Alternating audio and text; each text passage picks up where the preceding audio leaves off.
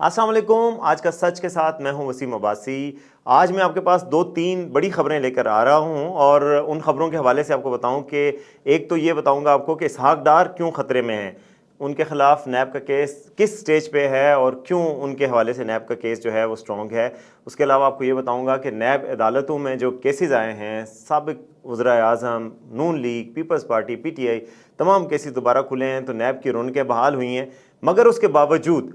मुझे नहीं लगता कि मुस्लिम लीग नून और पीपल्स पार्टी को कोई ऐसा ख़तरा है जो कि कमरान खान साहब ने कल ट्वीट पे ऐसा कोहराम मचाया हुआ था कि पता नहीं क्या होने लगा है। तो मैं आपको बताऊंगा कि मुझे क्यों नहीं लगता कि ऐसा कोई उनके ख़िलाफ़ नहीं है, उनके लिए कोई अच्छी खबर क्यों है, ये आपको बताऊंगा। इसके अलावा मैं आपको ये बताऊंगा कि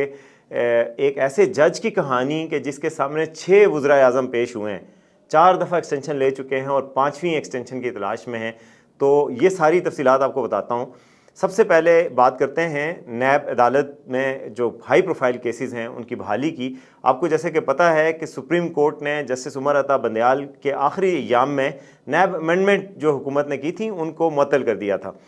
यानी उन सबको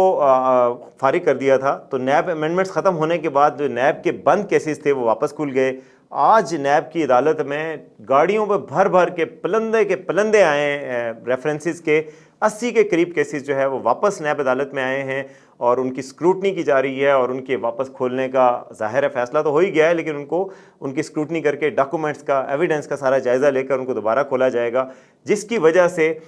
एक तो नैब अदालत में रौनकें बहाल हो गई हैं। ऐसी बेरौनकी थी वहाँ पर कि 4 गुज़श्ता माह से वहाँ पर एहतसाब की इस्लामाबाद में जो 3 अदालतें हैं, अदालत एहतसाब अदालत नंबर 1, 2 और 3, एक पे तो जज मोहम्मद बशीर वो मुस्तकिल रहे और हैं, कायम व दायम हैं, मगर जो दो अदालतें हैं उनके जजेस भी वापस चले गए, अमला भी बिल्कुल फारिग हो गया, कोई काम करने को नहीं था वहाँ पे। पूरा दिन जो है ना एक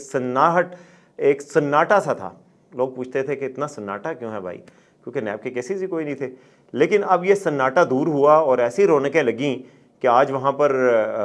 केसेस के केसेस आ रहे हैं। अवाम का तो नहीं खैर, लेकिन जर्नलिस्टों का एक हुजूम लग गया है और दोबारा से टिकर्स आ रहे हैं, ख़बरें आ रही हैं, सनसनी फैल रही है। लेकिन इसके बावजूद जो है वो जो केसेस हैं उसमें नून लीग और पीपल्स पार्टी के जो मेजर केसेस हैं, मेरे ख्याल में उसमें उनको ख़तरा नहीं है। उसकी क्या वजह है? उसकी वजह यह है कि मेरे ज़राए के मुताबिक गुज़श्ता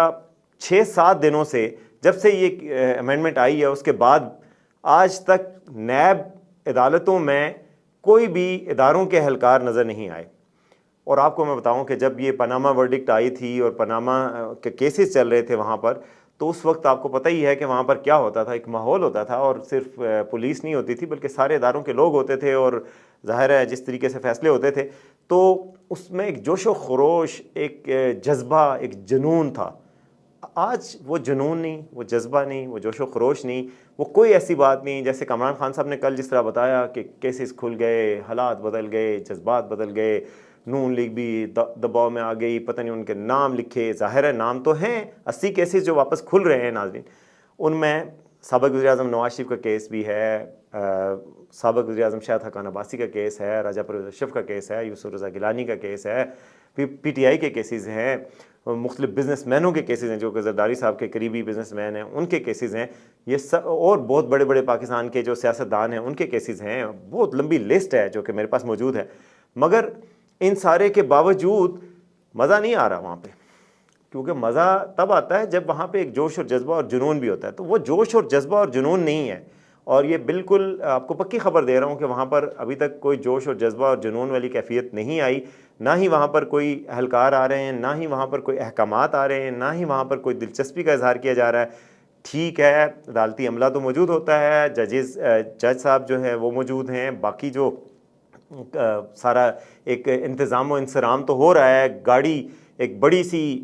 आई, उसमें पलंदे थे रेफरेंसेस के और बड़े बड़े डॉक्यूमेंट्स थे। जो रेफरेंस होता है वो अच्छा खासा होता है, उसका हुजम बहुत ज़्यादा होता है। मैं नैब केसेस कवर करता रहा हूँ तो मुझे अंदाज़ा है, मैंने कई रेफरेंसेस पढ़े भी हैं, तो उसमें वो والیوم 10 ہے، والیوم 9 ہے، والیوم 8 ہے، اس طرح وہ اچھے خاصے پلندے ہوتے ہیں، اس میں ایویڈنس کوئی نوٹیفیکیشن جاری ہوا تو وہ لگا دیا، کوئی پریس ریلیز ہے تو وہ لگا دی، ایسے بنا کے ان کو کمپائل کرتے ہیں، ان کو جس طرح بچے نہیں اپنے نوٹس کو کمپائل کر کے وہ بڑا کرتے ہیں، تو وہ اس طرح کے نیب کے کیسز ہیں۔ گو کہ آج تک نیب سے کوئی ریکوری تو ہوئی نہیں، نہ ہی کوئی ان کیسز سے کچھ بنا، عام طور پہ پولیٹیکل وکٹمائزیشن کے لیے یوز ہوتے ہیں، مگر یہ ہے کہ وہ پلندے بڑے بنتے ہیں، کاغذات بڑے ہوتے ہیں، تو وہ کاغذات پلندے یہ سب کچھ تو ہے، مگر وہ جوش جذبہ اور جنون نہیں ہے۔ مجھے اس لیے نہیں لگتا کہ یہ کیسز کوئی سیریسلی نون لیگ یا پیپلز پارٹی کے خلاف کھلیں گے۔ اس کے علاوہ ایک جو وجہ ہے جس کی وجہ سے مجھے نہیں لگتا کہ نیب امینڈمنٹ کے حوالے سے ابھی اپیل ہونی ہے سپریم کورٹ میں۔ اب اگر سپریم کورٹ میں اپیل ہوتی ہے اور جسٹس فائز عیسیٰ اس فیصلے کے خلاف فیصلہ دیتے ہیں، ظاہر ہے اب عدالت بدل گئی ہے، جذبات ماحول سب بدل چکا ہے، تو اگر جسٹس فائز عیسیٰ اب جسٹس عمر عطا بندیال کا یہ فیصلہ جو کہ بہت کنٹروورشل تھا، اس میں بہت سارے لوگوں نے اس پہ کہا تھا کہ یہ جنرل مشرف کے نیب کو دوبارہ زندہ کرنے کی کوشش ہے جو پولیٹیکل وکٹمائزیشن کے لیے، تو اگر فائز عیسیٰ اس کو اڑا دیتے ہیں تو یہ ساری گاڑی جو ہے نا، جس طرح گاڑی ویڈیو میں ریورس نہیں ہوتی، واپس جا رہے ہیں تو بالکل واپس جائے گی گاڑی، گھڑی کی سوئی واپس جائے گی، یہ سارے کاغذ واپس اٹھیں گے، بیچارے مزدوروں کی اور نیب کے اہلکاروں کی ڈیوٹیاں لگیں گی، ان کے مسل پل ہوں گے، دوبارہ اٹھا کے کاغذ پھر واپس نیب میں چلے جائیں گے، جدھر جانے ہوں گے، داخلے دفتر ہوں گے، تو اس لیے یہ مجھے نہیں لگتا کہ اس کا کوئی بہت بڑا فیوچر ہے۔ ظاہر ہے وقت کا کوئی پتہ نہیں ہوتا، جذبات کبھی بھی بدل سکتے ہیں، لیکن ابھی تک کوئی ایسی حالات نہیں ہیں کہ اتنی سنجیدہ نوعیت کے یہ ہوں۔ ایک وجہ یہ ہو سکتی ہے کہ سپریم کورٹ سے یہ اپیل منظور ہو جائے، جو اپیل کریں گے ظاہر ہے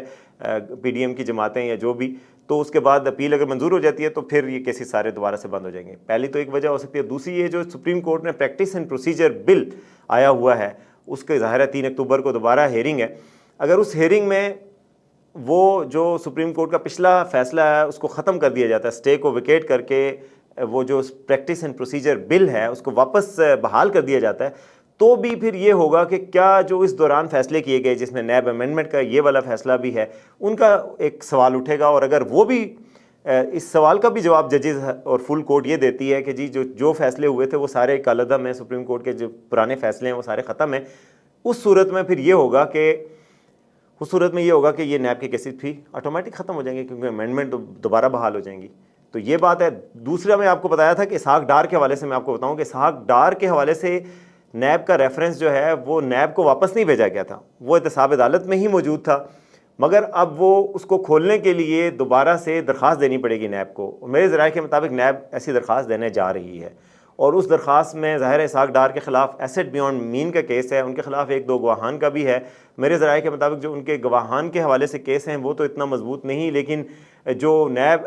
اسحاق ڈار کے حوالے سے کیس ہے اس میں پیش رفت کافی ہوئی ہے۔ میں یہ نہیں کہہ رہا کہ وہ گلٹی قرار دیے گئے ہیں، لیکن پیش رفت اتنی ہوئی ہے کہ وہ ایڈوانس سٹیج پہ ہے، اس میں گواہوں کے بیانات ہو چکے ہیں، اس میں ایویڈنس پورا جمع ہو چکا ہے، صرف دلائل رہتے ہیں۔ تو بیسیکلی وہ ایک ان کے لیے خطرے کی گھنٹی ہے کہ وہ کیس بڑی آرام سے بند کیا تھا اور واپس آ گیا تھا۔ لیکن اسحاق ڈار کے حوالے سے بھی میں یہی بتاؤں کہ وہ جو جذبات والی بات میں نے پہلے کی تھی کہ ان کیسز کا مستقبل کیا ہوگا، تو پھر اگر ویسا ہوتا ہے اور کیسز واپس ہوتے ہیں تو اسحاق ڈار بھی بچ جائیں گے، اس میں کوئی مسئلہ نہیں ہوگا۔ لیکن اگر نہیں یہ واپس ہوتے تو سب سے پہلا نشانہ میرے خیال میں اسحاق ڈار بن سکتے ہیں، اور ان کے چونکہ بہت میچور سٹیج پہ پہنچ چکا ہے تو اس کا پہلا نشانہ جو امینڈمنٹ کا ہوگا اور یہ جو واپس ہونے کا وہ اسحاق ڈار ہو سکتے ہیں۔ اب دیکھتے ہیں کہ اسحاق ڈار کی قسمت کا کیا ہوتا ہے۔ تیسری بات میں نے آپ کو بتائی تھی کہ میں آپ کو ایک جج کے بارے میں بتاؤں گا کہ وہ ایسے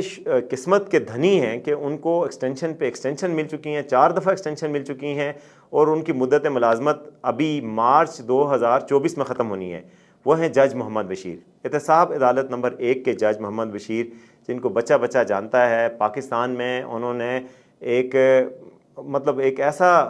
وہ کام کیا ہے کہ جس کی وجہ سے ہر کوئی ان کو جانتا ہے۔ 6 وزرائے اعظم ان کی عدالت میں پیش ہو چکے ہیں، وزیر اعظم نواز شریف، وزیر اعظم یوسف رضا گیلانی، وزیر اعظم راجہ پرویز اشرف، وزیر اعظم عمران خان، وزیر اعظم شاہد خاقان عباسی، اور ایک اور وزیر اعظم بھی ہیں۔ تو 6 وزرائے اعظم جناب ان کی عدالت میں تھر تھر کانپتے ہوئے پہنچے ہیں، اور دیکھیں کہ ایک دوسرے کے مخالف وزرائے اعظم بھی تھے، لیکن وہ سارے اس عدالت میں سبھی ایک ہوئے، ہم ہوئے، تم ہوئے کہ میر ہوئے، سب اسی زلف کے اسیر ہوئے۔ تو ان کے پاس سارے آئے ہیں۔ جج صاحب کی یہ یونیک ایک اچیومنٹ ہے۔ گو کہ ان کے حوالے سے یہ تو کہا جاتا ہے کہ ان کے فیصلے جسٹس ثاقب نثار کو بڑے پسند آئے تھے، جو فارمر سپریم کورٹ کے جج ہیں، اور پتہ نہیں کچھ لوگوں کا تو یہ کہنا ہے کہ فیصلے آتے بھی ادھر سے ہی تھے، پتہ نہیں کہاں کہاں سے آتے ہیں فیصلے۔ بہرحال جج صاحب جو ہے وہ بلو آئیڈ گائے ہیں، اور ان کو جب سے یہ آئے ہیں عدالت میں ان کو ایکسٹینشن ملتی ہیں، ابھی ان کو دوبارہ امید ہے کہ ان کو ایکسٹینشن ملے گی۔ انہی کی عدالت سے وزیر اعظم نواز شریف کو سزا ملی تھی، انہی کے عدالت سے زرداری صاحب کا کیس لگا تھا لیکن وہ بری ہوئے تھے، راجہ پرویز صاحب بری بھی ہوئے تھے لیکن ان کے کچھ کیسز لگے ہوئے ہیں، مریم نواز کو انہی کی عدالت سے سزا ملی تھی، اور خاقان عباسی جو ہے وہ پیش ہوتے رہے ہیں، LNG ریفرنس ان کا بھی ہے اس میں، اور عمران خان کو ریمانڈ بھی انہوں نے کیا تھا، اور عمران خان اور بشرا بیگم کے کیسز بھی ان کے پاس لگے تھے۔ تو بڑی ایک وہ ہے، ایک یونیک کیس ہے۔ میرا خیال ہے اگر وہ کتاب لکھیں اور سچ لکھیں تو پتہ نہیں تہلکہ مچ جائے گا پاکستان میں، کہ ان کی جو کیریئر کے حوالے سے کہ انہوں نے کیا کیا دیکھا اور وقت نے ان کو کیا کیا دکھایا۔ اب دیکھنا ہوگا کہ وہ آگے ہمیں کیا کیا دکھاتے ہیں۔ دوبارہ سے رونقیں تو بحال ہوئی ہیں صاحب عدالت کی، کیا جج محمد بشیر جو ہے وہ بھی ایکشن میں واپس آئیں گے اور کوئی بڑا کھڑاک کریں گے؟ یہ وقت ہی بتائے گا۔ میں آپ کو اس حوالے سے مزید اپڈیٹ کرتا رہوں گا، دیکھتے رہیے آج کا سچ۔